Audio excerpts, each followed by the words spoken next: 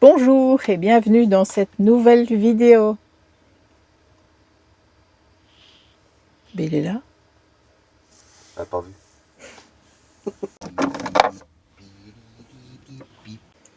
Bonjour et bienvenue dans cette nouvelle vidéo. Et oui, ça fait un moment qu'on ne s'est pas vu. Pour tout vous dire, en fait, on est rentré de voyage l'année dernière en 2025, fin d'année, malade. Et nous avons commencé l'année malade.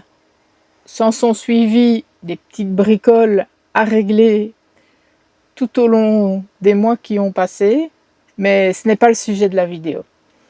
Ici, dans cette vidéo, nous allons vous montrer le petit road trip qu'on a fait au printemps. Pour tout vous dire encore, nous ne sommes pas rentrés. Nous continuons. Donc, je vais vous faire une partie et je vous referai une autre partie en deuxième vidéo. Mais dans cette vidéo, vous allez voir plusieurs endroits où nous nous sommes arrêtés. Comme vous le savez, nous sommes plus cyclistes que piétons. Donc, nous nous sommes amusés avec nos nouveaux vélos. Je ne sais pas si vous avez vu, mais sur l'autre chaîne Libre en deux roues, on vous dévoile nos nouveaux vélos. Nous nous sommes amusés à chaque arrêt à faire un petit tracé et à visiter plus ou moins certains coins. Alors, je vous laisse, on va regarder ça ensemble. Alors, on ne va pas commencer tout de suite par les endroits où nous avons été, mais nous allons commencer par un petit problème qu'on a eu et qu'il est utile de savoir comment le régler. Alors, nous avons un Webasto au diesel. Et donc, c'est un van qui date de 2022. Il a toujours fonctionné et bien fonctionné, mais il y a quelques jours d'ici, il commençait à chipoter. En fait, la lampe qui se trouve ici, la lampe verte, commençait déjà à faiblir. Et une fois sur deux, il s'allumait, il ne s'allumait plus, il ne s'allumait plus, jusqu'à avant-hier où il ne s'est plus allumé du tout. Et donc, nous avons cherché, nous avons regardé sur les fusibles en dessous du siège chauffeur. Et on tournait en rond parce qu'on avait assez de carburant, les batteries étaient chargées, nous étions même branchés. Donc on cherchait un petit peu le problème d'où ça pouvait venir. Et nous avons enfin trouvé. Vous avez des fusibles à côté de votre batterie cellule. Nous, la batterie cellule, elle se trouve en dessous de la banquette. Donc, les fusibles sont là en dessous. Donc, nous avons la batterie cellule. Et ici, nous avons une petite boîte avec deux fusibles, un de 20 watts et un autre. Et nous avons simplement retiré les fusibles et les avons remis. Et donc, on ne sait jamais. Si ça devait vous arriver, avant de courir dans un garage ou une concession,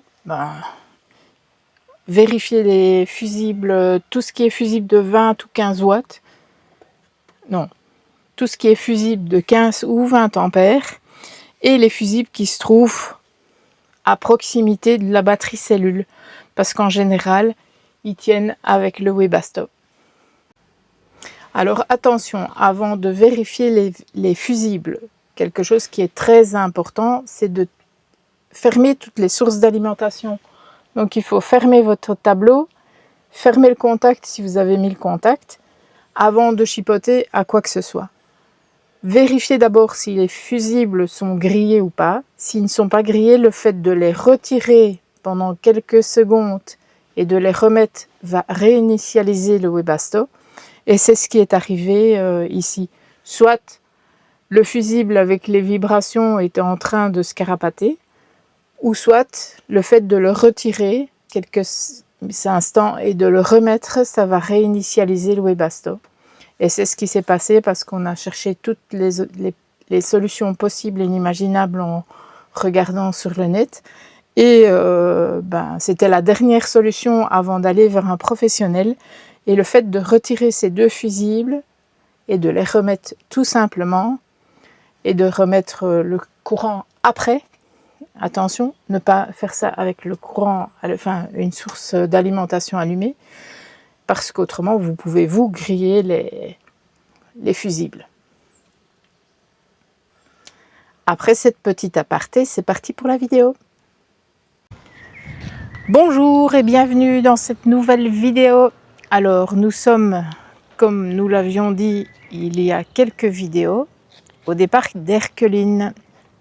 Et nous allons nous rendre, enfin nous allons prendre la direction de Maubeuge. Et nous allons voir ce que ça donne. Si ça vous intéresse, venez avec nous.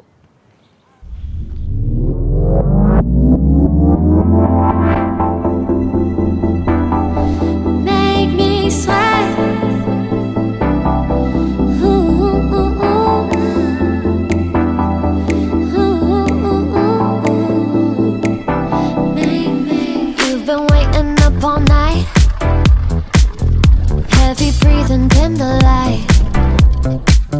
I've been waiting right outside for you to come. Alors nous venons de quitter l'aire de repos, je vais dire, de Roussy. Et on revient sur nos pas.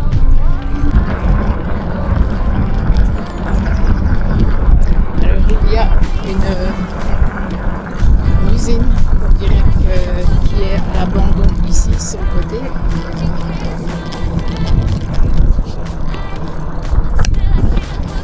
Et c'est une ancienne usine de verre.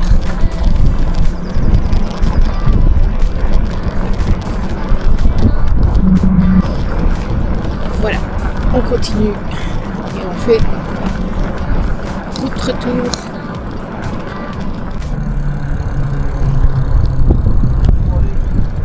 Tout droit pour l'instant.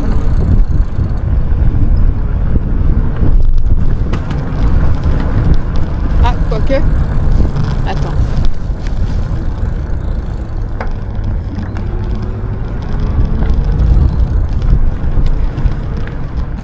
Alors bonjour et bienvenue dans cette nouvelle vidéo à partir de Houillet.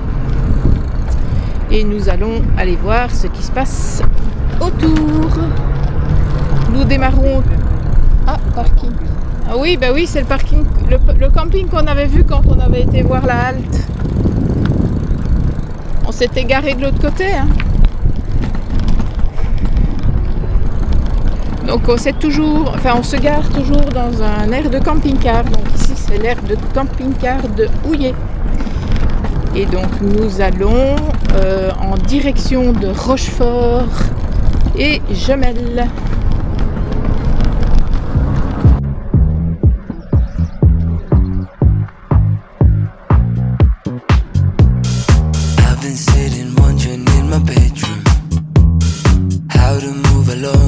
My day, I've been low-key for a while from over emotions. Gotta go, I smell the air and find a way. Can we just dance? Can we just dance and forget about it? I'm tired of the race. Can we just dance and forget about it? Alors comme vous avez vu, nous avons été jusque l'entrée de Rochefort. Ici on s'est arrêté parce que c'est un paysage bocager.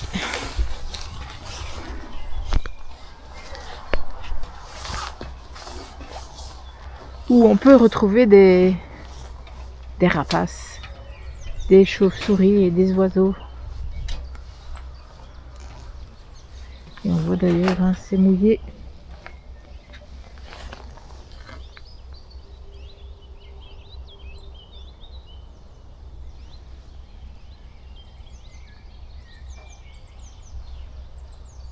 Et curieusement, c'est pas où on entend le plus les oiseaux.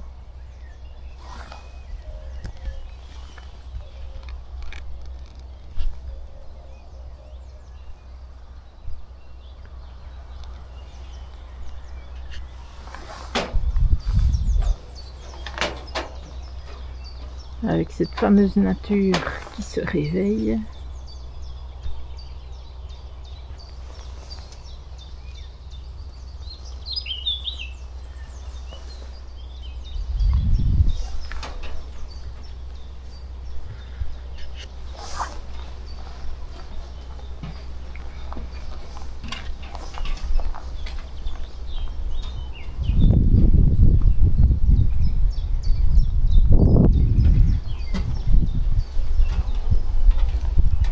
C'est vraiment marécageux comme ça. Alors, toujours sur le chemin du retour, on a une petite gare qui se trouve là.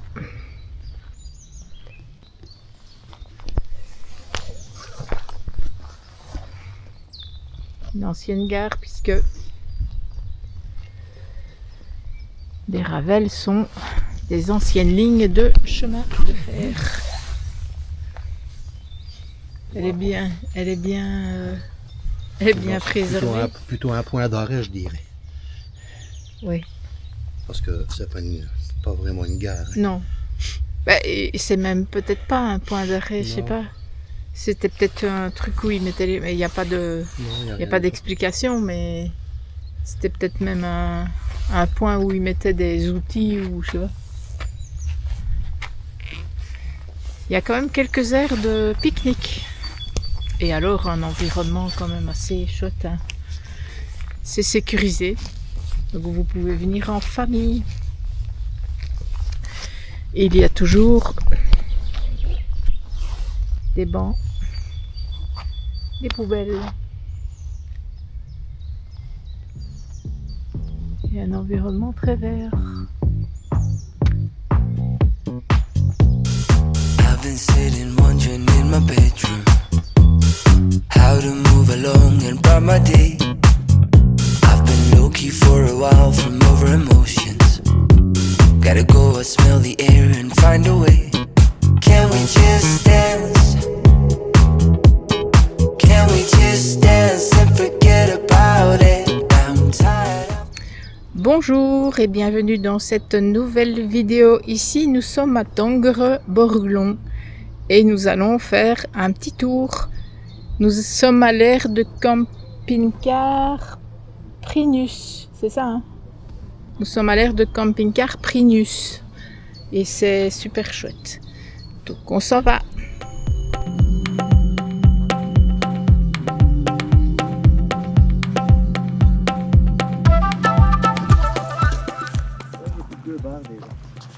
Ah oui, ok.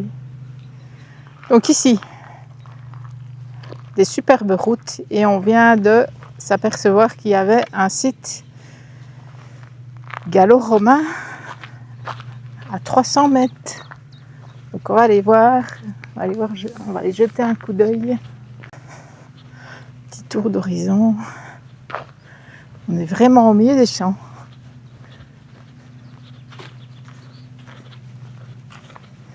Et on va aller voir ça.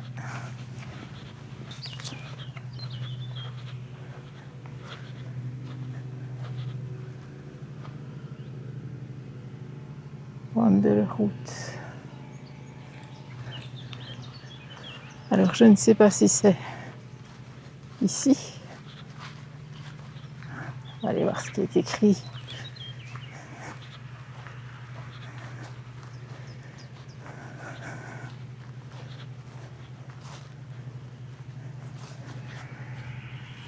Claudite Yam Ioperi Prata Vivirus.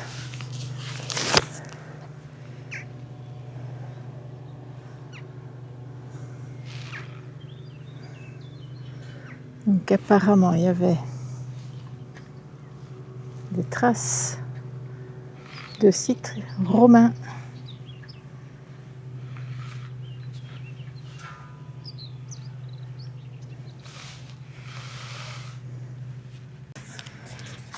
À mon avis, c'est pas à 200 ou 300 mètres, c'est à 150, 200 avant Jésus-Christ. Avant Jésus-Christ. Mais je vois pas de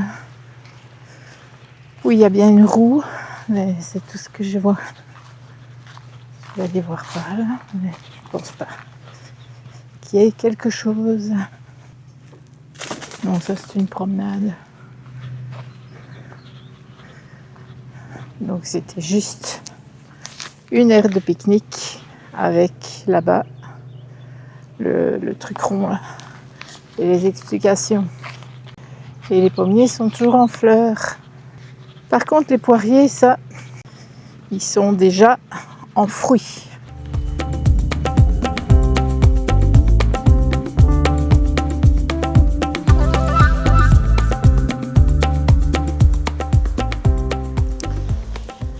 Alors je ne sais pas si vous vous rappelez que sur la chaîne on avait fait un lever de soleil il y a bien longtemps sur la chapelle suspendue et le tracé passe par cette chapelle suspendue. Je vous mettrai la fiche, enfin la vidéo en fiche ici au-dessus pour que vous voyez. Et on est entouré de poires, pommes, cerises. Nous ne sommes pas très loin de Bellorta qui emballe tout ce qui est poires, pommes, tomates, cerises, tomates cerises. Et donc cette chapelle a été faite en bois. Si je ne me trompe pas, si je ne dis pas de bêtises, ce sont des bois de cerisier, c'est ça? Il me semble, hein? C'était pas des bois de cerisier? Si, je crois que c'est des bois de cerisier. Ils ont été obligés de les abattre et ils ne voulaient pas les jeter. Oui, je pense que c'est un truc dans le genre. Là. Ouais, il faut regarder, mais je crois que c'est ça. Ils ont été obligés de les abattre et ils ont construit la chapelle avec les troncs. Avec les morceaux de bois de cerisier parce qu'il y avait eu comme une... genre de maladie. Une maladie essayée là et voilà. C'est ça. Je pense que c'est ça l'histoire de la chapelle. Oui. On va aller voir ça.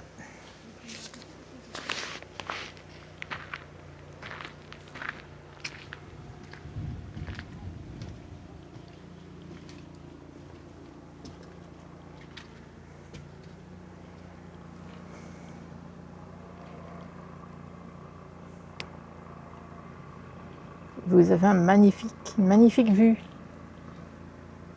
Et évidemment, les bois, vous verrez, ont pris un coup de vieux, évidemment. Ils sont patinés par le temps.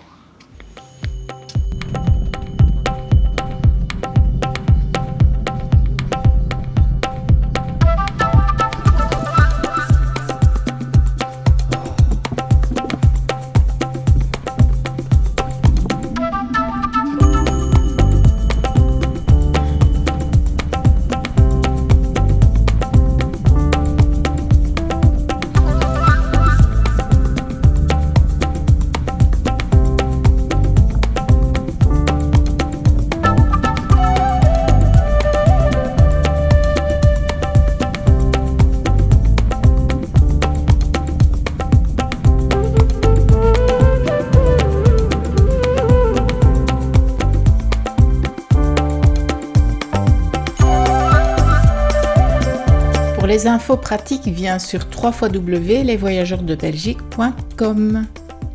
À bientôt pour d'autres aventures.